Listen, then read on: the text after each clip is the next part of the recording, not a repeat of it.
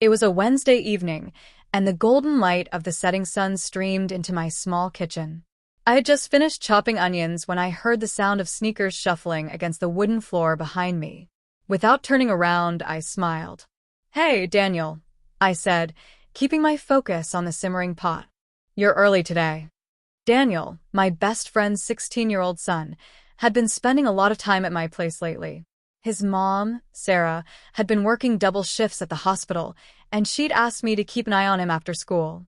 I didn't mind. In fact, I enjoyed his company. He was polite, funny in a dry kind of way, and always seemed to notice when someone needed help.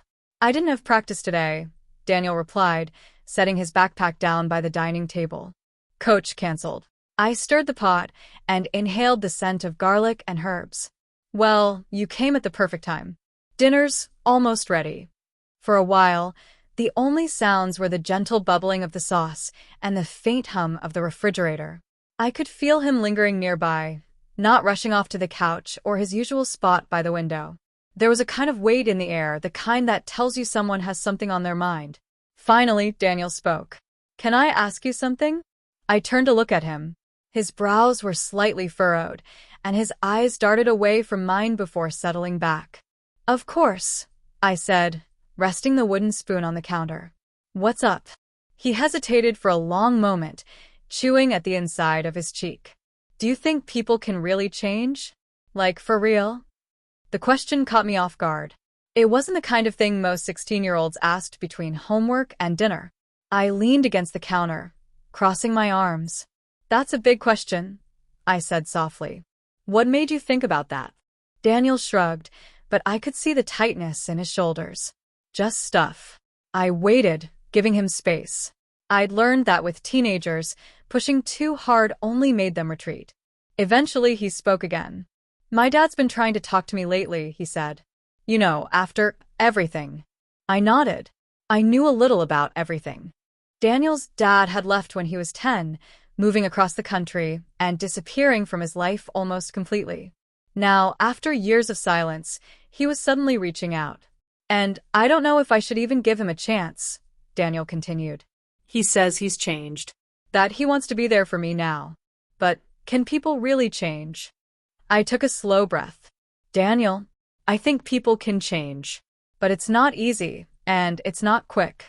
It takes effort, real effort, and you have to see that change, not just hear about it."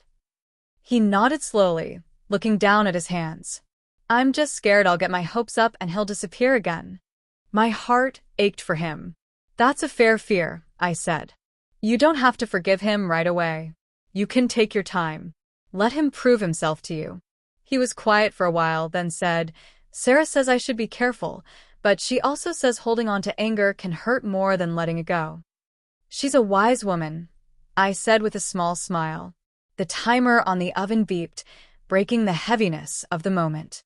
I pulled out the roasted vegetables, the scent filling the kitchen. As I plated the food, I kept thinking about his question, not just about his father, but about my own life. I'd seen people change. I'd seen people try and fail, and others surprise everyone with the way they turn things around. I thought about my own father, who had once been distant and cold, but who'd softened with age and effort, becoming one of my closest confidants before he passed away. As we sat down to eat, Daniel finally smiled. "This smells amazing." "Thanks," I said. "It's my secret recipe." We ate in comfortable silence for a while. Then, out of nowhere, Daniel said, "If I decide to give him a chance, will you help me? You know, be there?" I looked at him, his eyes steady on mine now. "Of course," I said without hesitation. "You're not alone in this, Daniel. Not ever." Something in his shoulders eased, like a weight had been lifted just a little. Over the next few weeks, Daniel's dad did reach out, sending letters, making calls, showing up for school events.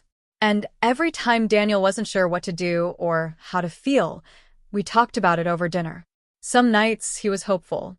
Other nights he was frustrated. But he was never alone. And that night, as I stood in the kitchen with the last of the dishes drying on the rack, I realized something. Change is real, but so is the power of simply showing up for someone. Even if you can't fix the past, you can stand beside them in the present. And sometimes that's enough.